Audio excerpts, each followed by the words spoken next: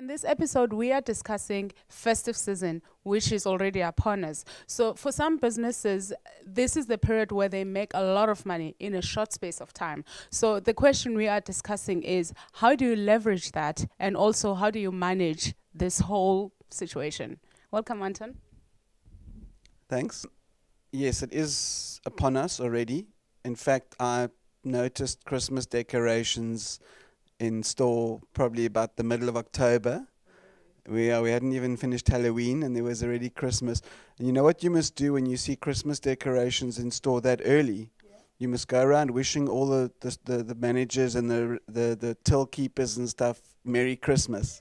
And that in October they look at you like you're crazy. It confuses the hell out of them.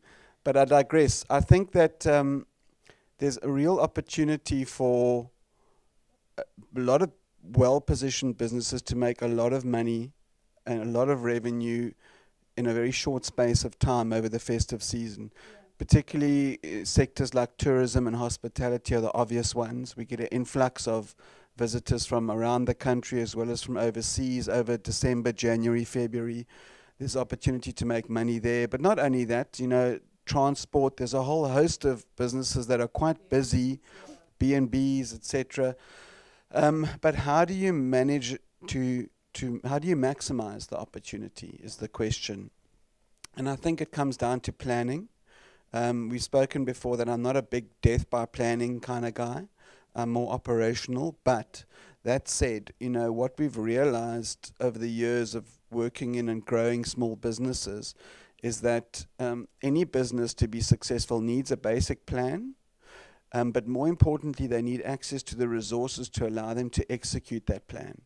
So if you've identified that your busy time is going to be from November through to end of January, for argument's sake, have you started planning in February, March, April, your traditionally quieter periods perhaps, to allow you to maximize that opportunity? And what that means is things like access to the resources you require in staffing. So, already in April or May, you can start developing short-term contracts to take guys on in November to allow you to maximize the opportunities. Have you put away the necessary money that you require to buy up stock in order to, again, maximize that busy period of time so that you've got a lot of stock on hand? Because traditionally, exactly, you don't want to run out. Have you thought about things like working overtime during those periods and developed a plan for that and budgeted for that so that your cash flow doesn't get impacted? I think, we tend to blink and suddenly season's upon us, and by then it's often too late. And I've seen so many businesses with real opportunity to maximize revenue in that time, not have enough staff or run out of product or run out of stock in the middle of December, and then have another 6 weeks to where they could have been actually really doing very well. Or alternatively, it's crisis and it's panic, and oh gosh, we've run out of eggs again, and now we've got to order, and how do we do it, and losing opportunity. So I think a little bit of pre-planning goes a long way when it comes to maximizing opportunities at the end of the year. So you mentioned having stuff in place and managing cash flow. I want us to dwell a little bit on the cash flow management, because I think this is a nature as human beings. We see a lot of money. We want to do everything that we've always wanted to do. So how do they manage? Because there's this period that's coming in January where it's going to be lull for them. How do they manage this cash flow, which is just flooded in? I think even going back from that is, how do you ensure that you've got enough cash flow prior to season to take advantage of opportunity? And then how do you ensure that you kind of use that money and that extra revenue that you've generated over that time to see you through the quiet periods? And the first answer is, we've spoken before about saving, putting away 5% every month or of every invoice that you generate, so that you build up a little bit of a slush fund, in inverted commas, so that when you have an opportunity to really milk it, that you've got the cash to allow you to do that. It takes money to make money. If you're in a retail environment and it's your busiest time of year, you've got a lot of feet through the door, you need stock on the shelves.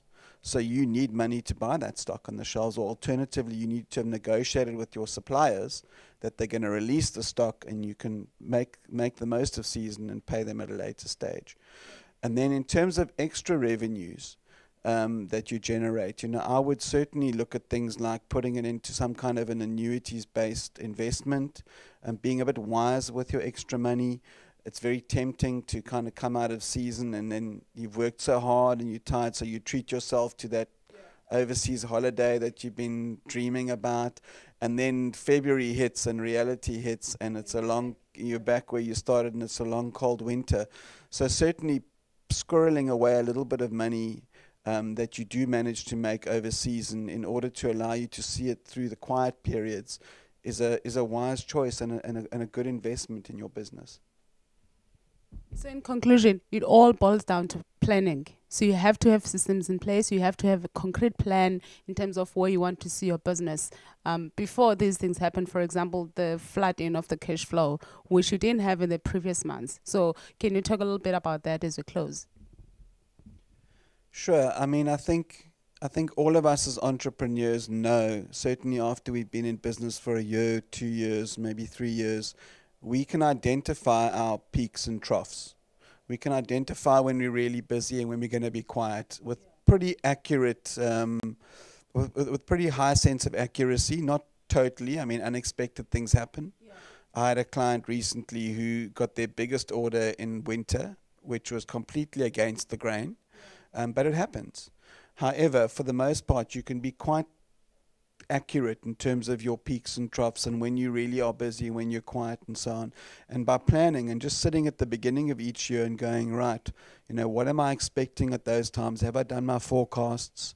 Have I made sure that I've got the sufficient cash available to take advantage of opportunity when it arises, and also to see me through those quiet periods when they inevitably come around? I think it's quite easy to survive the helter-skelter sort of trading cycles that many businesses face. It just does come down to giving it a little bit more thought, not so much instinctive going by the seat of your pants sort of approach, which I do favor at sometimes. But in this case, I definitely think that a bit of planning goes a long way.